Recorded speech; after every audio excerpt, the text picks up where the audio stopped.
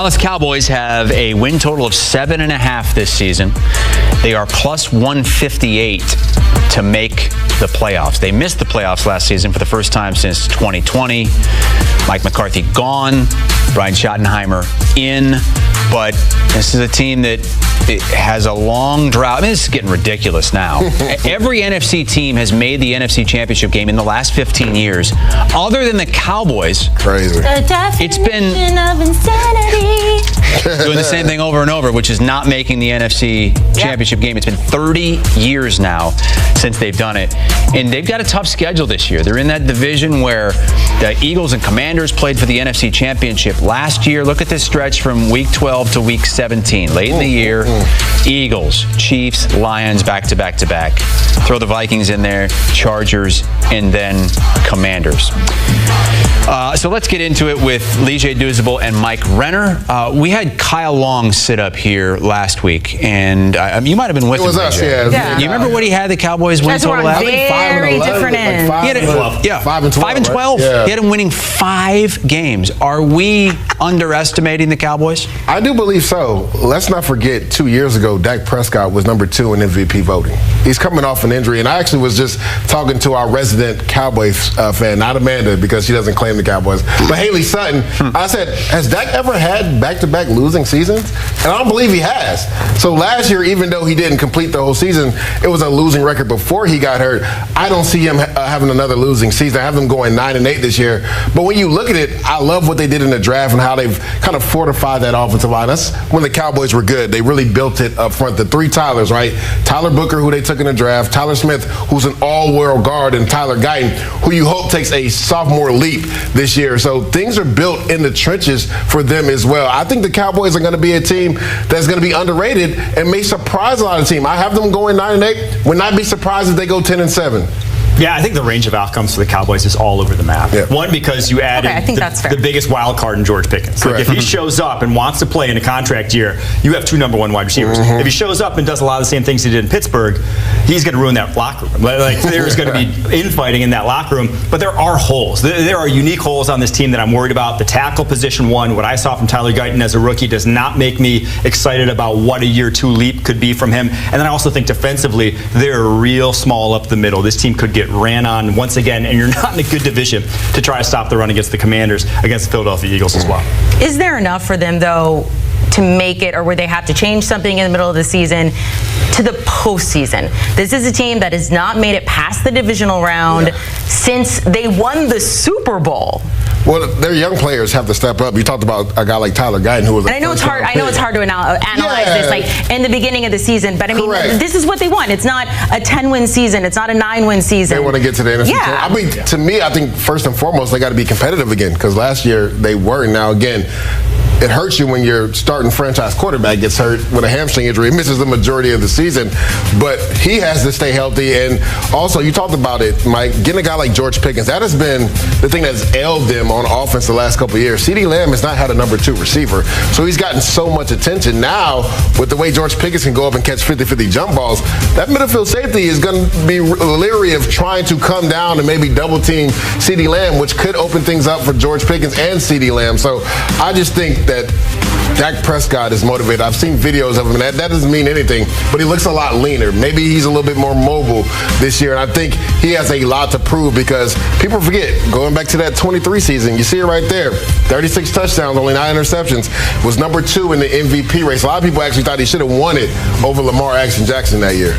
Yeah, I do think that I'm worried about the injury that he had last year. It came during a throw, right? It was a right hamstring injury. It came from that plant leg. There's no telling. You know, we've seen quarterbacks when they have major injuries and fluke scenarios like that the next season. I mean, look at like Kirk Cousins and how he fared after the Achilles, Derek Carr after how he fared after the broken ankle. I do just worry about this is on mentally. Top of the horrific injury that he occurred. That he's had a bunch now over the past few years. That what that can do to you mentally, you can't really put a price on. That was the only season, the horrific injury you referenced back in 2020. That was his only losing season. Lige, to your point earlier, bounced back from that with an 11-5 year in 2021. There it is. What do you guys think, though, this offense and this team is going to look like now that they have a new staff in place? Well, the interesting thing, right, Brian Schottenheimer, I assume, is going to take over the play calling duties. And let's not forget that one year when Russell Wilson was in the MVP race, it was let rest cook. So I could see Schottenheimer opening this up now that he has a number 2 receiver and throwing the ball down the field. People have wondered, what is the backfield going to look like for the Dallas Cowboys, right? Javonte Williams signs there. You take Jaden Blue in the draft. Miles Sanders is trying to resurrect his career, so there'll be some nice competition in the backfield. But I can see this team really opening it up. And you see it under Brian Schottenheimer the last 2 years, even though Mike McCarthy called the plays. They were one of the most explosive offenses in football. So look for this team to really push the ball down the field. Yeah, well, the secret sauce 2 years ago to Dak's almost MVP campaign was the drop back passing game. But the also secret sauce to a drop back passing game is protection up front. Yeah. He was the highest graded by PFF quarterback in the NFL on standard drop back passes, not play action, your run-of-the-mill drop back passes, but he also had Tyron Smith in his last year playing at a high level. Tyler Guyton ain't that. Terrence Steele ain't that. I do worry about this tackle position if that's going to be what they go for offensively. Chris mentioned the difficulty of the Cowboys schedule. Really, all of the NFC East has some of the most difficult schedules when it comes to the league. Taking a look at theirs, I got a couple questions about it. We're going to kind of go game by game, but I also want to know, when you look at the Cowboys schedule, can we pop it up? Do we have it? Because I got to look at it. When are we going to know, kind of like by what week, this is who the Cowboys are? Do you want me to give it to you? Well, no, I have you have it right here? So okay. The interesting there thing has started this segment talking about weeks 12 through 17. And old ball coach used to always tell me, you want to be playing your best football in late November and then December heading into the playoffs. Well, from weeks 12 to 17, they have the Eagles, who are the champions, the Chiefs at the Lions, play the Vikings at home, Chargers at home, at Commanders. Those are all playoff teams from last year. So that's when we'll know what this Cowboys team is truly about. Week 12 through 17. Now, the thing is, the season opens up kind of light for them. Like, they could go on a potential run, right? But we'll truly know who the Cowboys are week 12 through 17. I think it's earlier than that. I think it's like week 3, week 4. By the time if you don't beat the Giants and Bears weeks 2, week 3, if you're 0-3 to start off, which is very possible with how you got them 0-5, Mike. It could be bad. I am sorry, 0-5, because the thing that scares me about this Cowboys team, the layups on their schedule, the easiest teams, the Jets, the Panthers, the Raiders, the Giants, they're all on a massive upswing. They all were big players this offseason and adding talent to their respective rosters. So from that perspective, there's no game where it's like, okay, we can circle these wins. There's just not a lot of those on the schedule. When that's the case, and you're going to have to dogfight every single week, I just think it's going to be difficult, so I'm going 6-11. Well, they just made a trade that some of us were surprised by. Is there anything else they can do, they should do, before the season starts, DJ? I think they've handled it. I think they had a home run draft. I don't think people talk about their draft enough. Tyler Booker, he's going to be a road grader in the run game. Donovan Azaraku will help Michael Parsons on the edge, get after the quarterback.